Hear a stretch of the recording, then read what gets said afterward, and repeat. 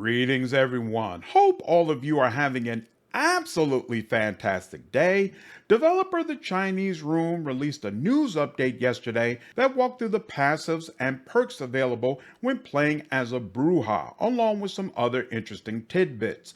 This was preceded by a news update where they provided perspective on who the Brujah are and how they are implemented in Vampire the Masquerade 5th edition. I found the information interesting, so I have combined elements from both updates to make this video. Before we get into that though, let me note that I have seen quite a few comments from people saying that this game is doomed to be terrible, which is fine. I always want to hear your honest thoughts. The problem is some of you have taken the additional step of strongly insinuating that I am a shill for consistently covering it. Look, y'all, I am a huge fan of Bloodlines, and I am not going to pretend that a sequel isn't in the works.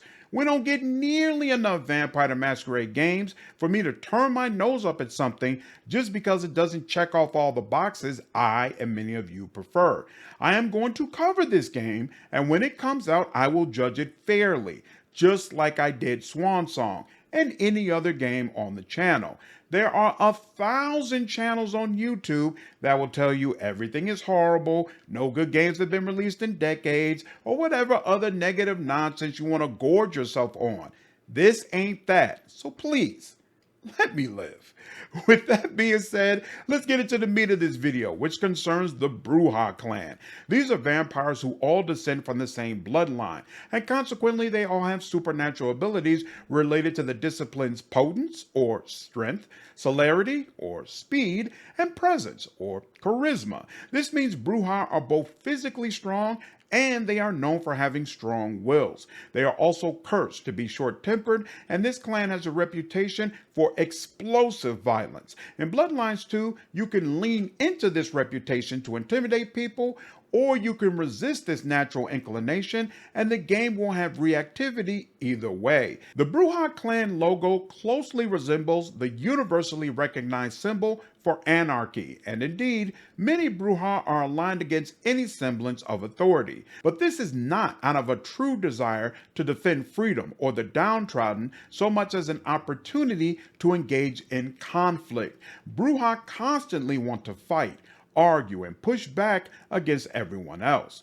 This is important to keep in mind because if you select this clan, you won't be its only representative in the game. Simeon Laydock, aka Silky, serves as the Brujah Primogen, which is an official who represents their clan to the Camarilla, or governing body of vampires. He's considered to be the only voice capable of uniting the Brujah, so while you are older than him and also serve in a powerful role as a sheriff, he's still someone you'll want to have on your good side.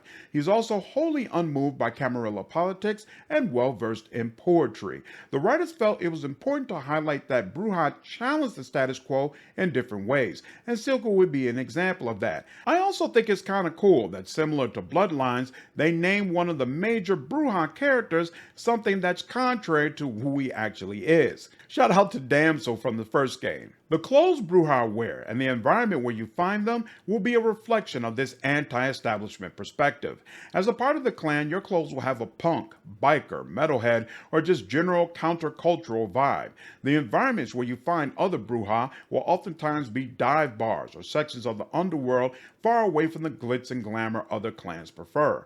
Alright, now that you have a general idea of who Brujah are, let's shift gears over to combat. In Bloodlines 2, you will usually be heavily outnumbered. Stealth and slowly picking some enemies off before an all-out brawl begins will be critical to success. That is, it will be critical for all the clans except Brujah, who have skills that specifically revolve around kicking in the door and let everyone know you are here. That doesn't mean they are invincible, far from it in fact. All of their disciplines or powers are offensive, so technically there's nothing in the list that will help keep you alive. At the same time, each power has utility outside of just damage. Combat as a Brujah will revolve around rhythm and controlling the carnage to eviscerate enemies but also keep yourself alive.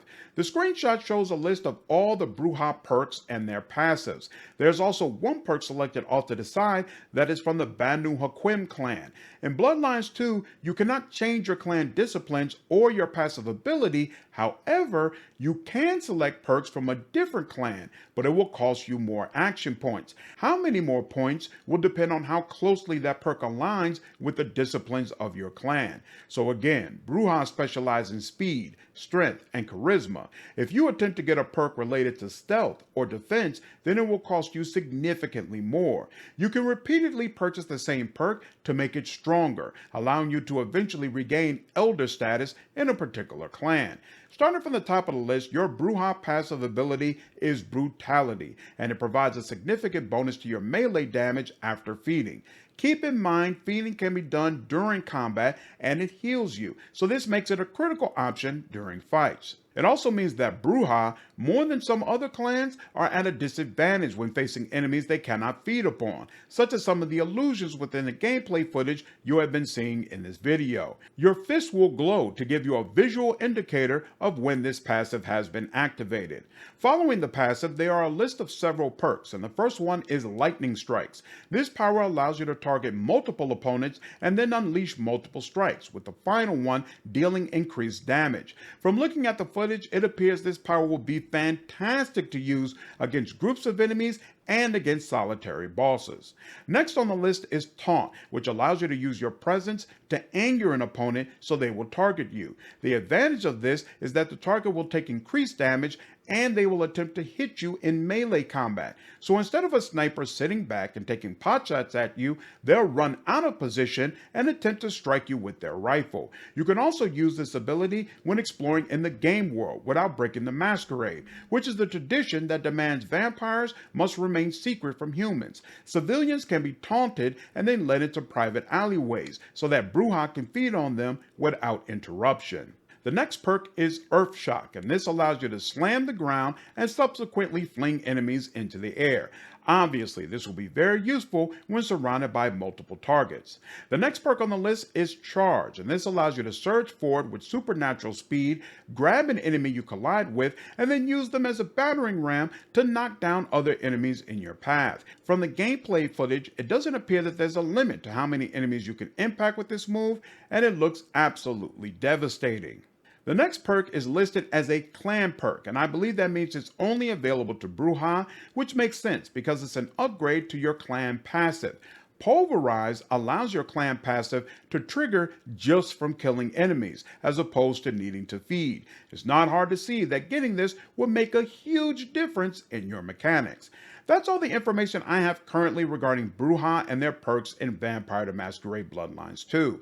I would love to hear your thoughts in the comments below and whether or not this information made the game more interesting for you. From a combat perspective, this absolutely looks compelling, and I continue to believe fights will be significantly better in this game than they were in the original. What gives me pause, and I am sure it is a source of concern for anybody who played the first Bloodlines, is the perk system looks very light on interaction and gameplay. Most of what we have seen and heard revolves around combat, which makes me think that's the main thing the Chinese room is focusing on. If that's the case, it will be massively disappointing and certainly not consistent with the spirit of Bloodlines. Combat is of course always an option, but stealth, persuasion, and ingenuity should absolutely be options as well to finish quests. I don't see that represented in this progression system, but obviously all the different systems haven't been shown yet. I'll continue covering this game and providing you all updates as they come through. Hope all of you enjoyed this video. Take care.